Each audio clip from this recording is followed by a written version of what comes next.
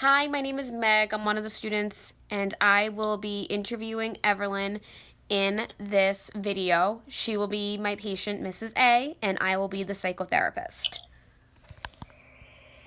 Hi, I'm Evelyn. I'm also another student. I'm going to be Mrs. A. And as Meg said, she's going to be my therapist. So, yeah, we'll start. How would you like to begin?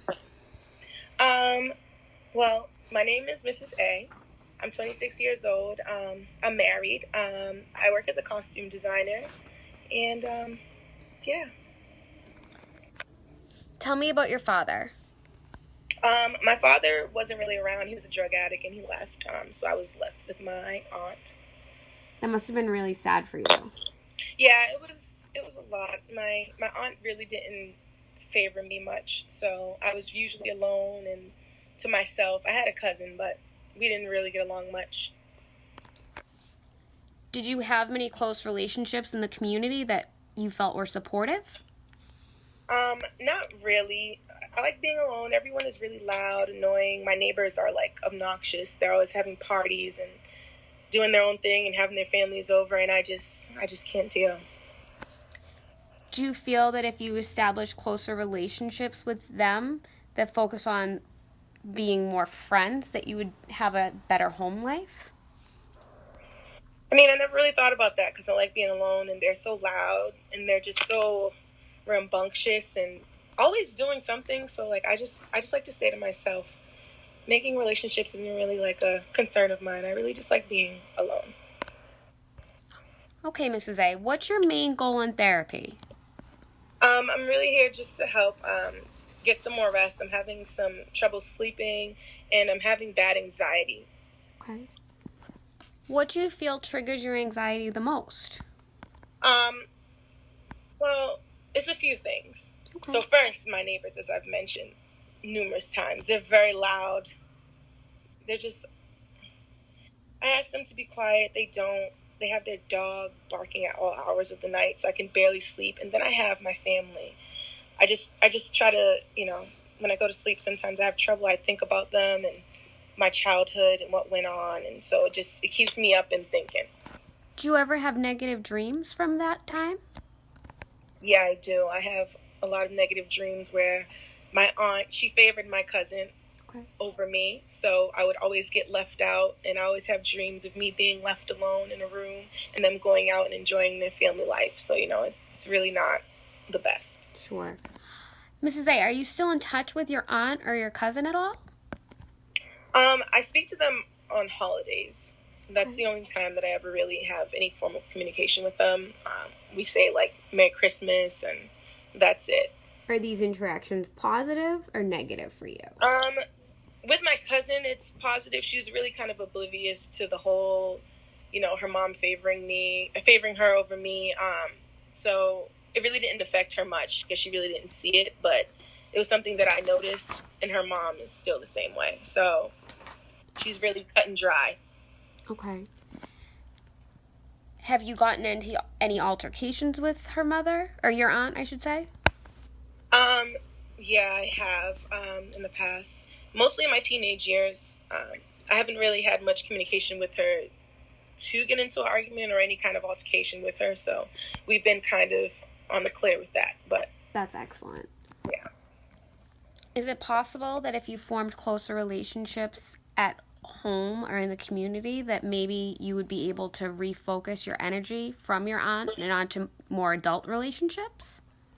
I think that might help, but I would first have to work on my relationship with my parents. I would have to get to the bottom of their drug addiction and why they left me and why they left me with my aunt. I'd have to get to that first before I work on my aunt.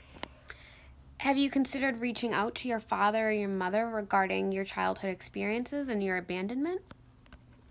I tried to reach out to my father, but that didn't go well. He's still addicted to drugs, so it's hard to get a hold of him. He's in and out of shelters, and he's just everywhere. My mom, she's clean, but she's still running behind him, so it's a lot. Is it possible that distancing yourself from them in those relationships would help you in adulthood? I'm not sure I understand. It may. It may. I think that would be something that I'd want to do. Okay.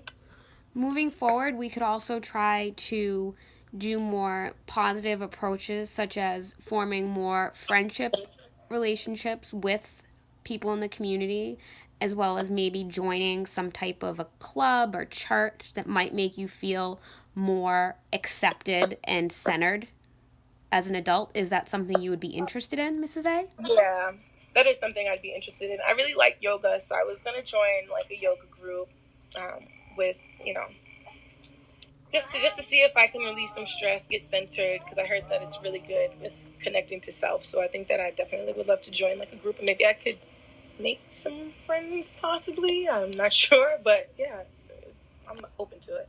I agree. I think moving forward in our sessions, I would like to discuss the possibility of you joining a yoga or some type of an adult exercise group that might make you have better relationships and feel closer to your community outside of your home where things don't seem to be as great and you don't seem as happy. I think in terms of establishing you in this community, we could focus on more adult relationships and more physical connection with the community in terms of yoga, exercise, and something healthy and that you can sink your teeth into. I agree. I also wanted to. There's a school down the street from my house, so I was wondering, like, it was just a thought.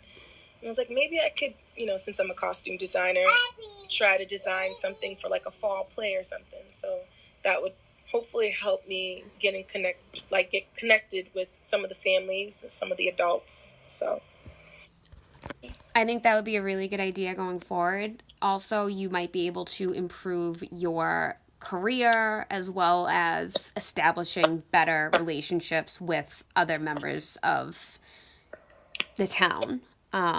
It sounds like you're really focused on that passion of costume design, so I think that that's a really awesome approach.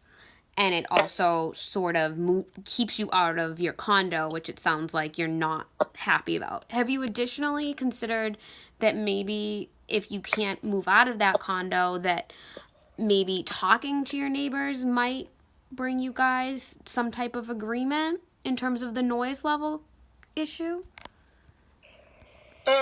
Yeah, I think I can speak to them. We could probably come to some sort of consensus, or like a certain time would be quiet time, or like, maybe if we could get together instead of them, playing music, having the dogs barking at all times, we could go on walks with the dogs or something. I'm not sure, but yeah, that would possibly be something.